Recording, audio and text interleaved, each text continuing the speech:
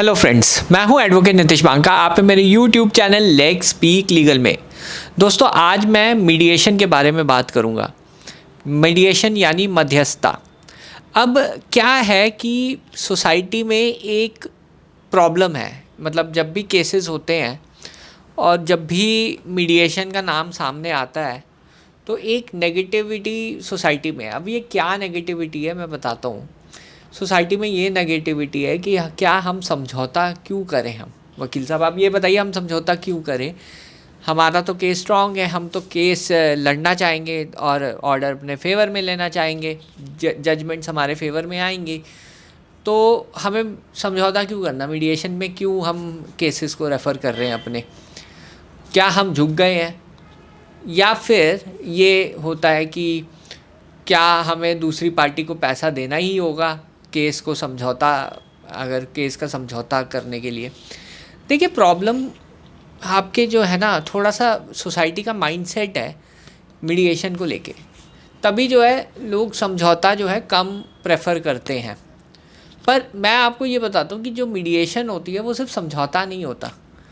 Mediation से आपके जो केसेस सालों साल चल रहे हैं उसको ख़त्म करने का एक तरीका है, एक माध्यम है, और ये मीडिएशन से ही पॉसिबल है, और कोई तरीका नहीं है। आपको अगर जल्दी से जल्दी अपने केसेस से बाहर निकलना है, केसेस ख़त्म करने हैं, तो सबसे फास्टेस्ट तरीका मीडिएशन ही है। और मैट्रिमोनियल केसेस में मीडिएशन का उपयोग सबसे ज़्यादा होता है। तो मीडिएशन को ऐसे मत लीजिए कि आप जो है हार गए हैं या आप जो है समझौता क्यों कर रहे हैं। ये ऐसा नहीं होता है। अभी क्या हुआ, मेरे पास कुछ लोग आए थे, अभी लास्ट वीक ही कुछ लोग आए थे। उन्होंने क्या कहा कि हमें तो बिल्कुल समझौता नहीं करना दूसरी पार्टी से। अब मैंने केस लिया, मैं पहुंच गया कोर्ट में। मैंने मना कर दिया कि हमें तो मीडिएशन नहीं चाहिए। जज साहब भड़क गए मेरे ऊपर एक तरीके से कि आप कौन होते हैं बोलने वाले, मीडिएशन आपको नहीं चाहिए, मैं रेफ़र कर रहा हूँ ये केस मीडिएशन का। तो मुझे जो है हाँ में हाँ मिलानी पड़ी। अब कई बार क्या होता है कि हमारी जो पार्टी है वो भी हमें क्वेश्चन करने लग जाती है कि आपने मीडिएशन में रेफ़र क्यों किया। कि देखिए, मैट्रिमोनियल केसेस में मीडिएशन को हमेशा हाँ ही बोलना चाहिए। अगर कोर्ट चाहता है आपको मीडिएशन, आपका केस जो है मीडिएशन में रेफ़र करने के लिए, आपको हाँ ही करना है और कुछ नहीं है ऑप्शन। हाँ, अब आपकी शर्तों पे नहीं हो रहा सेटलमेंट तो ठीक है, उसमें आप बोल सकते हैं कि जी मैं मेरे को मंजूर नहीं है, मेरे को सेटलमेंट नहीं करना, वहाँ आपका चल जाएगा। बट अगर कोर्ट रेफ़र कर रहा है या दूसरी पार्टी भी चाहती है मीडिएशन, तो हमेशा जो है पॉजिटिवली येस करिए। अनलेस आपकी मीडिएशन पहले हो चुकी है, रिसेंटली हुई है और फेल हो गई है, तब बात बनता है बात की मीडिएशन में नहीं जाना हमें। पर अगर आपका मीडिएशन हुआ ही नहीं है, कभी सेटलमेंट की टॉक्स हुई नहीं है और कोर्ट रेफ़र कर रहा है या इवन ऑपोजिट पार्टी रेफ़र कर रही है, तो हमेशा येस बोलिए। क्योंकि क्या होता है, जब आप नो बोलते हैं तो कई बार जजेस का जो व्यू है वो अलग ही हो जाता है, वो आपके केस के लिए नेगेटिव ही रहता है। तो कभी भी जो है मीडिएशन को नो मत बोलिए। अगर दूसरी पार्टी रेफ़र करिए, yes we are ready for settlement, ठीक है, मीडिएशन। तो अब यहाँ पे जब हमने मीडिएशन के लिए हाँ बोल दिया, तो मीडिएशन में अब होगा क्या? अब कैसे जो है अपनी बातों पे, अपनी शर्तों पे आपका केस सेटल हो सकता है, ये अब जानेंगे। ये बताने से पहले मैं आपको एक जो है रिक्वेस्ट करता हूँ कि अगर आपको इन्फॉर्मेशन चाहिए बहुत ही डिटेल में मैट्रिमोनियल लॉ में, लेटेस्ट जजमेंट चाहिए, रिसर्च चाहिए, आर्टिकल्स चाहिए, वेबिनार्स चाहिए, और ये सारी चीज़ें अगर आपको चाहिए तो मेरे जो डिस्क्रिप्शन बॉक्स में है उस पर व्हाट्सएप ग्रुप है, उसको आप ज्वाइन कर लीजिए। ये इसमें ऑलरेडी 4000 से 5000 मेंबर्स ऑलरेडी हैं इस ग्रुप में।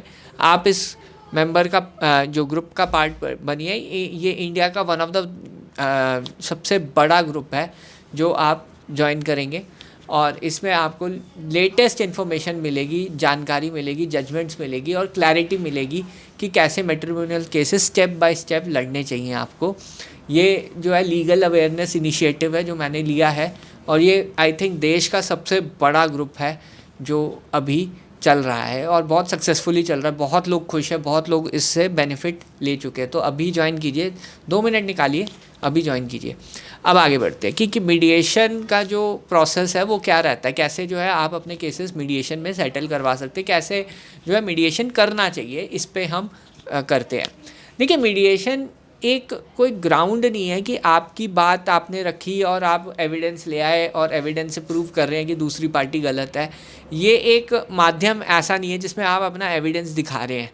ये है बातचीत और सलाह मशवरा करने का। अगर आपको कोई केस सेटल करना है और दूसरी पार्टी भी सेटल करना चाहती है तो किस ग्राउंड पे सेटल होगा जो कि कॉमन होगा, आपको भी एक्सेप्टेबल हो या दूसरे को भी एक्सेप्टेबल हो। ये एक तरीके से जो मीडिएशन की बैकबोन है, एक तरीके से मीडिएशन इसी बेसिस पे होती है। मीडिएटर आपसे पूछेगा जी आप क्या चाहते हैं, किस शर्तों पे आप चाहते हैं, और दूसरी पार्टी से भी पूछेगा। जनरली जो बात अटकती है मीडिएशन में, दोनों पार्टी से पहले तो इनिशियली पूछा जाता है आपको क्या चाहिए। अगर आप कहते हैं जी मुझे तो डाइवोर्स चाहिए, दूसरी पार्टी बिल्कुल एडमेंट है कि उसे साथ रहना है, तो वहाँ पे मीडिएशन फेल हो जाएगा, क्योंकि दोनों के गोल अलग है। एक को डिवोर्स चाहिए, एक को जो है बिल्कुल अलग रहना है, साथ रहना है। तो यहाँ पे बिल्कुल मीडिएशन जो है बिल्कुल फेल हो जाएगा। पर अगर आपका दोनों का कॉमन गोल ही डिवोर्स है, फिर बात आगे बढ़ेगी। मीडिएटर दूसरी पार्टी से पूछेगा जी आप बताइए कि किस शर्तों में आपको चाहिए। जनरली अगर लेडीज़ हैं तो वुमेन है, उसके केस में एलिमनी की बात होगी। अब आपकी से पूछा जाएगा आप कितना दे सकते हैं एलिमनी। अगर आप कहते हैं मैं तो कुछ नहीं दे पाऊँगा और दूसरी पार्टी डिमांड करती है 50 लाख 60 लाख या बहुत ज़्यादा अमाउंट करती है, तो वहाँ पे देखिए गैप बहुत ज़्यादा है। वहाँ पे आप मीडिएशन आपका फेल हो जाएगा, क्योंकि गैप इतना ज़्यादा 50 लाख का गैप है, ये कोई मीडिएटर नेगोशिएट करके कवर नहीं करेगा। तो मीडिएटर तभी नेगोशिएट करेगा अगर आप 20 लाख बोलते हैं और दूसरी पार्टी 30 लाख बोलती है, तो वहाँ बीच में कहीं 25 लाख 26 लाख में आपका केस पूरा सेटल हो जाएगा। वहाँ पे सेटलमेंट का चांस है, तो तभी मीडिएशन जो है सक्सेसफुल हो सकती है। तो ये सब कुछ नियम है मीडिएशन के कि कैसे आपकी मीडिएशन सक्सेसफुल हो सकती है। अब यहाँ पे जो गैप है उसको कम करने के लिए मीडिएटर काम करता है। वो आपको समझाता है कि केस अगर आगे चल गया, अगर सपोज 4 साल 5 साल केस चल गया तो कितना एक्सपेंस आपको देना पड़ेगा, या आपके ऊपर मेंटेनेंस बन गई तब कितना एक्सपेंस आपको देना पड़ेगा। अब मैं आपको वो चीज़ बताने जा रहा हूँ जो बहुत कम लॉयर्स आपको बताते हैं, और आपको जो है पता होनी चाहिए कि कैसे जो है मीडिएशन में अपना पलड़ा भारी रखें। देखिए, दोनों चीज़ों से केसेस हल होते हैं कि पहले दिन केस हुआ आपने मीडिएशन में रेफ़र कर दिया, उससे कोई फ़ायदा नहीं है। वो मीडिएशन सेटलमेंट के लिए नहीं है। जब पहले दिन आपने केस को रेफ़र कर दिया, अभी रिप्लाई भी नहीं फाइल हुआ या पहले ही केस हो गया, तो आपने चलो रेफ़र कर दिया केस मीडिएशन के लिए, वहाँ पे जो दूसरी पार्टी है वो बहुत हाई डिमांड करेगी आपसे, क्योंकि अभी फ्रेश केसेस जले हैं। तो वहाँ पे जो है मीडिएशन में आपको पता चल जाएगा कि दूसरी पार्टी चाहती क्या है आपसे, कितना पैसा चाहती है, कैसे जो है सेटल करेगी। तो आपके ऊपर है कि उस वैल्यू पे सेटल करना है या नहीं करना है। अब दूसरी चीज़ ये हो सकती है कि जब वो मीडिएशन फेल हो गई, कोई बात नहीं, वो फेल हो गई मीडिएशन, फिर भी जो है आगे दोबारा मीडिएशन होके सक्सेस के चांसेस बढ़ जाते हैं। वो कैसे बढ़ जाते हैं, आपको कुछ एडवांटेजेस लेने पड़ेंगे केस में। जैसे 498A का केस है, वहाँ पे स्टे ऑर्डर हो गया, या मेंटेनेंस का केस है उसमें स्टे मिल गया, या मेंटेनेंस कम हो गई, या फिर कोई डिवोर्स का केस है उसमें कुछ फेवरेबल कुछ आपको मिल गया। तो कुछ ना कुछ आपके पास एडवांटेज होना चाहिए अगर आपको मीडिएशन में केस सेटल करना है। You can't negotiate from the place of weakness.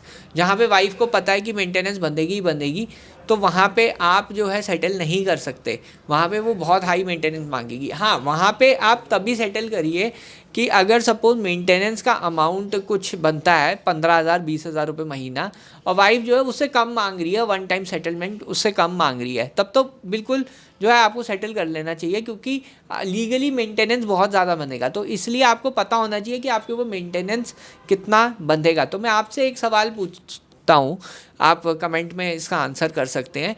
आपको पता है आपके केस में मेंटेनेंस कितना बंधेगा, आपको बताया गया है, सिर्फ येस और नो में आप जवाब दे सकते हैं। अगर आपको डिटेल शेयर करनी है वो भी आप शेयर करिए कमेंट में।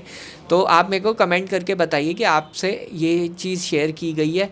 तो जब तक आपको अपनी फाइनेंशियल स्थिति नहीं पता कि क्या हो सकती है, अगर सपोज 2-3 साल 4 साल केस चला और पता चला जो वो सेटलमेंट में अमाउंट मांग रही है अभी वो कम है, और आपका जो खर्चा हो जाएगा अगले 3-4 साल 5 साल में, मे बी मेंटेनेंस बन जाए तो वो अमाउंट आप पे जो सेटलमेंट अमाउंट है वो भी बढ़ जाएगा। तो वहाँ पे सेटलमेंट कर लेनी चाहिए। पर अगर वो बहुत एग्जॉर्बिटेंट अमाउंट पे सेटलमेंट अगर आपका हो रहा है, बहुत ज़्यादा है, आपकी कैपेसिटी से भी ज़्यादा है, तो वहाँ पे कंटेस्ट कीजिए, कुछ एडवांटेज लीजिए, फिर मीडिएशन में आप जो है केस को रेफ़र कर सकते हैं और फिर आप उस स्थिति से नेगोशिएट फिर से कर सकते हैं। तो ये एक मैं आपको तरीका बता रहा हूँ कि एक हमारे पास केस आया था, हमने 2022 में मीडिएशन में रेफ़र किया था। तब वाइफ जो है 25-30 लाख रुपए मांग रही थी। हमने कुछ एडवांटेज लिए उस केस में, हमने मेंटेनेंस को ज़ीरो कर दिया। फिर उसके बाद हमने केस स्क्वैश में भी मतलब कुछ कई रिलेटिव्स बाहर कर दिए। तब जाके वाइफ जो है आई सेटलमेंट पे वहाँ पे, क्योंकि हमारे पास एडवांटेज था तो हमारी टर्म्स पे सेटल हुआ। अब यहाँ पे वाइफ 25-30 लाख मांग रही है, वहाँ पे मात्र 3 लाख में सेटलमेंट हुआ। तो यहाँ पे मीडिएशन का तभी फ़ायदा है जब आपकी जो पोजीशन है वो बहुत स्ट्रांग हो जाए। तो अपनी पोजीशन को स्ट्रांग कीजिए, तब आप सेटलमेंट पे जाएंगे तो वो ज़्यादा इफ़ेक्टिव रहेगी।